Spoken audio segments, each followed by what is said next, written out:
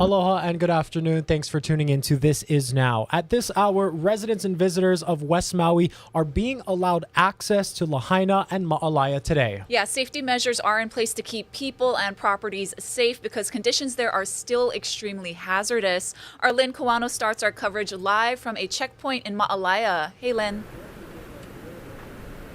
Hi guys, this is the last checkpoint on the highway before getting into Lahaina. You can see it's blocked not just by National Guard, but also, of course, Maui police. This checkpoint has kept many people out of Lahaina for the past few days. Now that people are being allowed in, they say they're anxious to see their properties, but also to check for loved ones. There are still some people in the area who have not left. They have not had fresh water or food, and they also did not want to leave. The reopening is also allowing donation caravans to go in on a limited basis. Trucks packed with bottled water, ice, baby supplies, other essentials are being allowed in groups. It's a relief for many who have been waiting days to get access. It's Lahaina. We're strong. We're strong. We all gonna come back together. It's just devastating.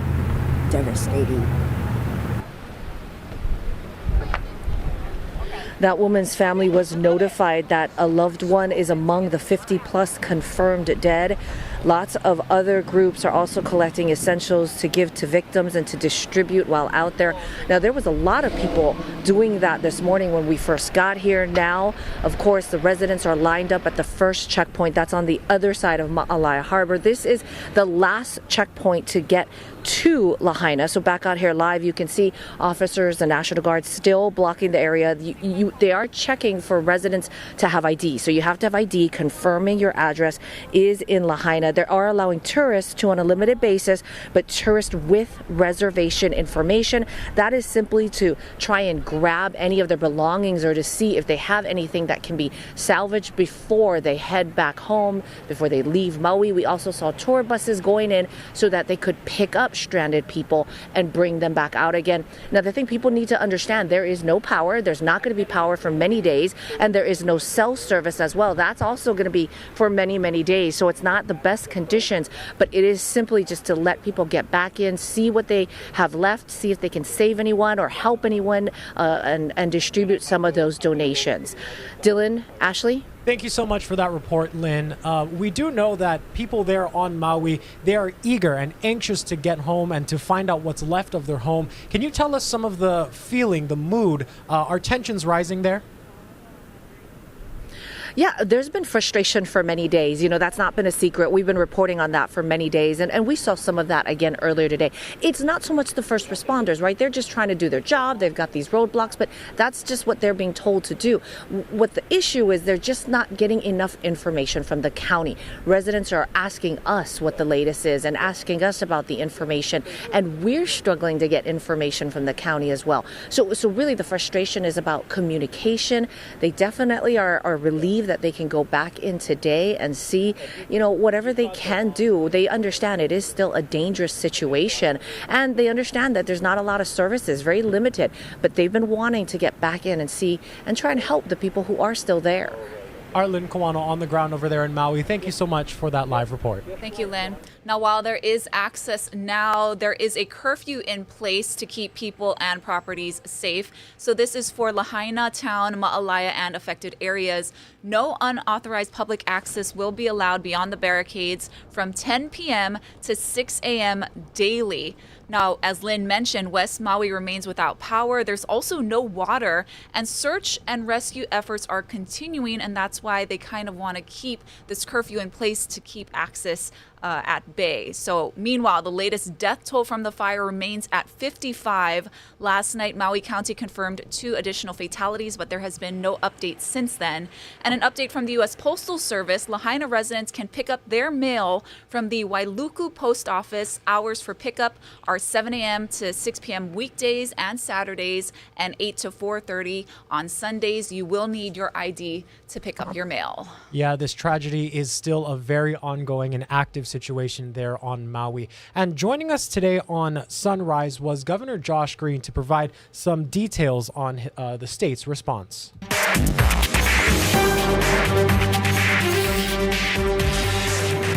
There's so many people out there, and we've heard from survivors saying that they had no alerts, there were no sirens, there was no warning. What is your response to that? Could more have been done to prevent what happened? Always more can be done. This is the first time we've ever experienced a tragedy in the modern era where there is both global warming, drought conditions, and then high winds from superstorms. Could we have predicted 80-mile-per-hour winds would spark fires from afar? We've never had that before hit a city. Of course, people will ask that question. We will always try to protect people more. Eventually, those questions will be answered by the emergency management folks, I'm sure. But at this point, the firefighters, just to be clear, were already fighting major fires in 2 or 3 other regions on Maui, and then sometime late in the night is when the fire sparked to Lahaina after, in the cadence of the day, they had made recommendations when there was no fire. I always want more warnings. I always want more protection for people. But this is the first time in an era of changed climate that we've ever seen this. Now we are better aware. But our hearts are broken for anyone who didn't get a warning. We have to go forward. We have to survive as a people, and that's what we'll do. Yeah. Before you go, we just want to get your account. What did you see? What did you feel while you were walking through yesterday? I felt devastation. I mean, I, like everyone else, has spent time on Front Street in Maui, in Lahaina. It was shocking. I remember I was thinking of the first time I took my mom there to have breakfast on Front Street, and that building was completely cinders to the ground. I remember walking to, I remember going to the banyan tree where Jamie and I kissed, and it was burnt. You know, I mean, it's incredible. There were 3 gentlemen there who are homeless, who were slightly charred with just 1st-degree burns, not 2nd or 3rd-degree burns. And when I listened to one guy's lungs, this is a person I would normally hospitalize. Now, he's okay, but these are homeless individuals on the edge of a burnt town. It's incredible. But when these things happen, we will spend all of our energy to support people, and that means county, state, federal, international. Governor Green, Mayor Bisson, and Senator Brian Schatz surveyed the damage firsthand in Lahaina yesterday. This is video from their tour of the site as they walked the historic streets, taking in the damage in what looked like a war zone. Green says it's going to take a great deal of time and billions of dollars to recover from this disaster. But he adds Hawaii has the support from every level of government. President Biden approved the state's disaster declaration request, freeing up federal funds and other assistance. Green also asked everyone around the islands to help house people who lost their homes in the fire. Meanwhile, the U.S. Department of Housing and Urban Development announced it will be implementing federal disaster relief for fire victims. HUD will instate a 90-day moratorium on foreclosures of mortgages insured by the Federal Housing Administration, as well as foreclosures on mortgages to Native Hawaiian borrowers. A 90-day extension has also been granted automatically for home equity conversion mortgages. This is all part of that disaster declaration. Homeowners affected by the disaster should contact their mortgage or loan servicer immediately for assistance. Now, local radio DJs there on Maui are fielding emotional calls from their listeners. They are, however, frustrated at the lack of government information. Our Daryl Huff explains. In times of natural disaster, one institution often becomes more essential than ever: local radio, which becomes an information lifeline for people who are desperate for more than just music. And they need to, please, people are desperate. Babies need diapers and formula. The elderly need their medication. All right. Well, hang on for just a second, okay? All right. Veteran radio host Ed Kapoy of KISS 99 takes the call from Napili, north of Ka'anapali. It just kind of rocks you to your core. It really does. It's hard to take those kind of phone calls. We hear them crying, their tears, their desperate pleas. It's real. It's very real for me. In another studio at Pacific Media Group, the Hawaiian music hosts are doing the same for their audience. From Oluwalu, again, mahalo, Lori, letting us know that you are there and there are families there waiting for some kind of supply, or any kind of food and supplies, and we are working on that for you. The DJ's efforts have been made harder in this disaster disaster, they say, by the lack of information from the administration of Mayor Richard Bisson, who's only been in office 7 months and has rarely been available since the fires. It's been very frustrating trying to get people to talk, not to us specifically, but to talk through us to reach the people that really need to hear their voices. And when we don't have those details available to us for them, it's frustrating for sure. I just wish we had more from them.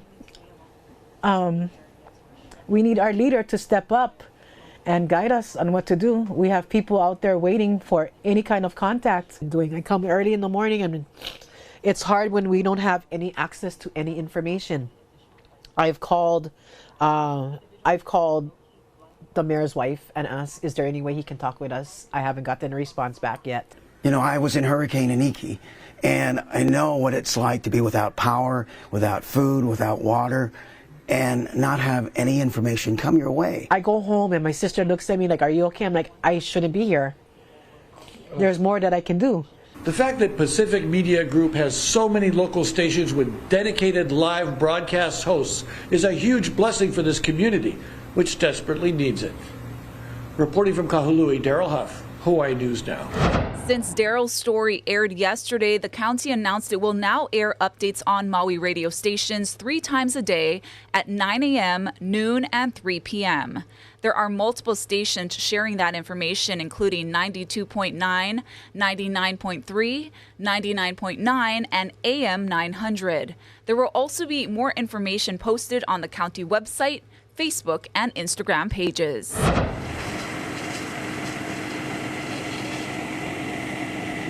And take a look at this video from the front lines of Lahaina. 3 days after the fire began, we do know that most of the intense flames have subsided. However, they are still burning in some areas. Crews have been dousing hot spots and working with heavy machines to target those smoldering piles of debris. We're getting a look at what the situation was like in Lahaina as the blaze engulfed the historic town. Just a warning, some of the images may be graphic for some viewers. Witnesses said even before the flames and the thick smoke, the intense heat pushed them back.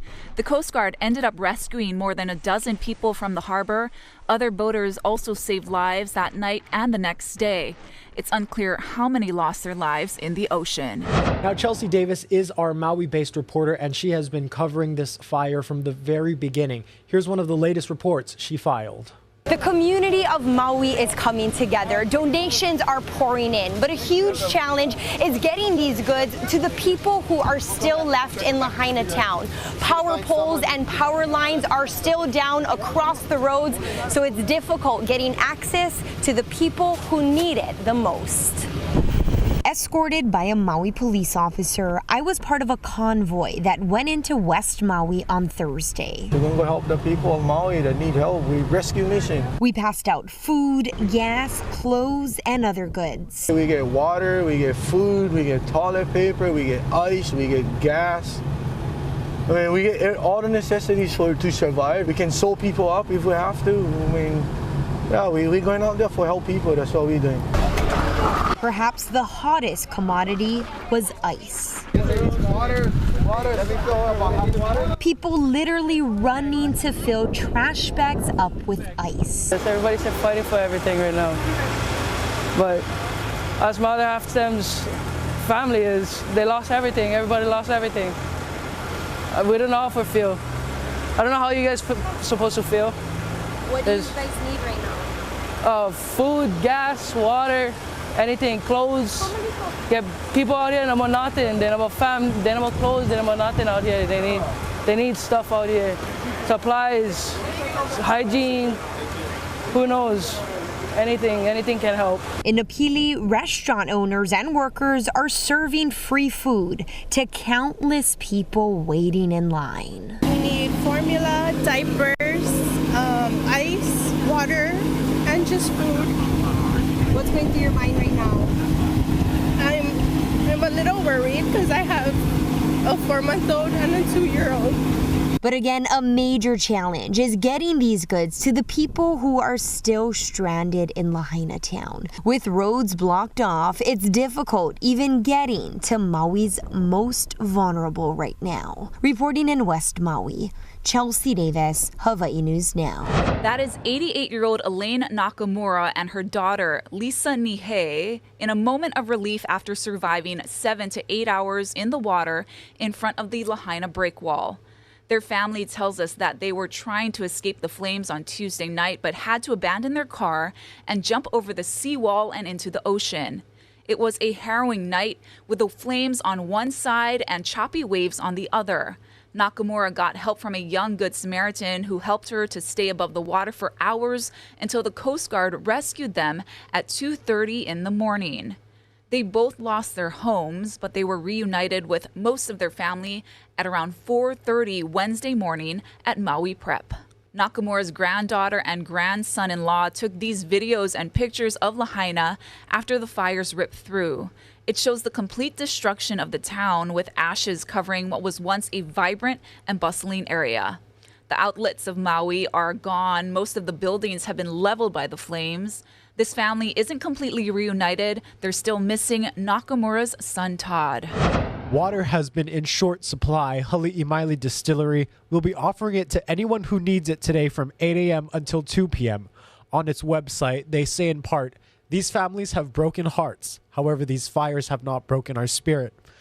We are inspired by the people of Hawaii and host culture as businesses and people support one another." They're located at 833 Hali'imaile Road in Makawao. FEMA Chief Deanne Criswell will meet with local leaders on the federal response and recovery efforts. FEMA has already made federal disaster assistance available to the state. Residents affected by the wildfires can now apply for FEMA assistance. It's available online at disasterassistance.gov or by phone by calling 1-800-621-3362. It's available 24 hours a day, 7 days a week. Assistance may include help with home repairs, temporary lodging, and other expenses. Homeowners are urged to take pictures to document the damages. Raising the cost of goods on Maui is now illegal. The State Office of Consumer Protection enacted a price freeze through the end of August. Any merchants raising prices beyond levels from Tuesday will be breaking state law as instated through 2 emergency proclamations. Violators face fines up to $10,000. Future emergency proclamations could extend the freeze. To report violations, look for state contact information at hawaiinewsnow.com. Volunteers have been busy sorting and stacking piles of donations at the War Memorial Complex in Wailuku. We're told the items still most in need right now are baby food and formula, medicines, chargers, extension cords, and power strips, as well as can openers and canned goods with pop tops. Just a reminder that fire stations are unable to accept donations for the shelters, and many nonprofits say monetary donations are the best option so they can buy exactly what's needed as the crisis unfolds.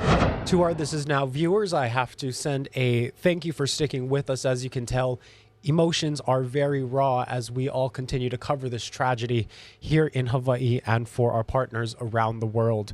We want to go ahead and show you some videos from a shelter. Part-time Maui resident Oprah Winfrey actually dropped by the War Memorial Gym shelter, which also is a donation drop-off. Now, the media mogul who owns more than 1,000 acres in Kula and Hana went on a shopping spree herself for shelter supplies and gave them to evacuees. It's a little overwhelming, you know.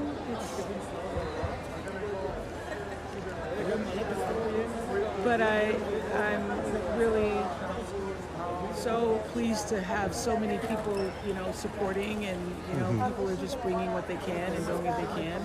So I came earlier just to see what people needed, and then went shopping. Because often, you know, make donations of clothes or whatever, and it's not really what people need. So I actually went to Walmart and Costco and got pillows, shampoo, oh wow, diapers, that's great, sheets. Of course, we know all of the happenings here in Hawaii have already caught the attention of President Biden. Vice President Kamala Harris also weighed in today, saying, of course, she would like to visit Hawaii, but has no plans to yet because she doesn't want to pull resources from the emergency response. We're monitoring it. You know, we want to, obviously, as with most of these kinds of situations, do whatever is in the best interest of the folks on the ground, and we don't want to distract from the resources that need to go into the victims of this tragedy. Now, our McKenna Maduli has some details on how you can help out the recovery efforts on Maui. She spoke with Southwest Airlines about what they're doing to contribute. Kelly, yeah, if we can just begin on where Southwest stands as we are dealing with the devastation in Maui. Yeah, it's really heartbreaking to see the footage with Maui. And so at Southwest Airlines, our first priority is getting people where they need to be and removing any of the barriers. So we worked really closely with the state on evacuation flights. We added additional flights to Oahu and also the mainland and lowered our fares to make sure that customers, their pets could travel for $1.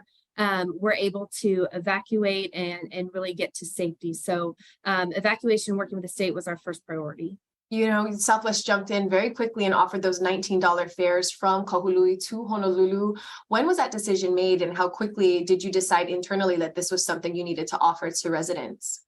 Sure. The $19 fares came to life very quickly. Our leadership from the top down, from our CEO to the people who implemented the fares, we're ready to jump on it as fast as humanly possible. Again, it's all about removing the barriers for people who need to travel and adding those extra seats in. So we just really wanted to make sure that residents and visitors alike were able to get out, and especially the visitors, so that you could free up the resources for much needed resident support. Yeah, and here we are on Friday, August 11th. Is there any update on when you will be continuing those $19 fares? Right now, the $19 fares are live on southwest.com through Monday, the 19th of August. Honestly, we are also appreciative of how Southwest has been supportive of this time in need. Do you have any additional words for the people of Maui and Hawaii? I think on behalf of everyone at Southwest, our hearts are breaking for you, and we truly do consider you our family.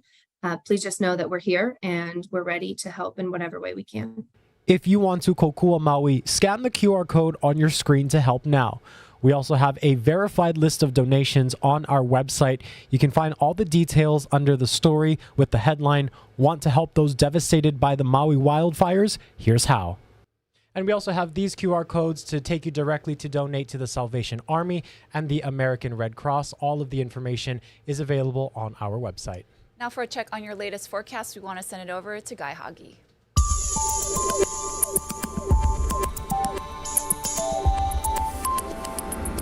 How's it on this Aloha Friday? The weekend is looking good. In fact, the most of next week looks good as well. Hurricane Dora, still a powerful hurricane, but it's moving away from the state. Doesn't have much of an effect on us anymore, although we're still dealing with probably a good-sized swell rolling into south and southwest shores from Dora.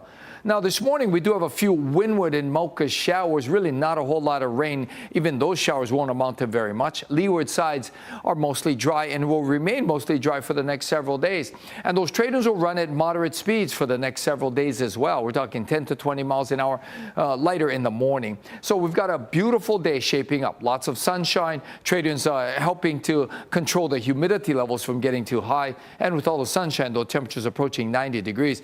Now, we talked about that Dora swell. It's on the way out, but we still got some good-sized waves for south and west shores. And to add a little bit of drama to it, we've got the box jellyfish on the south shores probably through tomorrow. So the weather's not going to change very much for the next several days. Trade winds running at moderate speeds all the way through Tuesday into Wednesday as well, finally easing up, looks like on Thursday. Thank you all so much for watching. This is Now. Be sure to stay tuned to Hawaii News Now for all the latest updates out of Maui.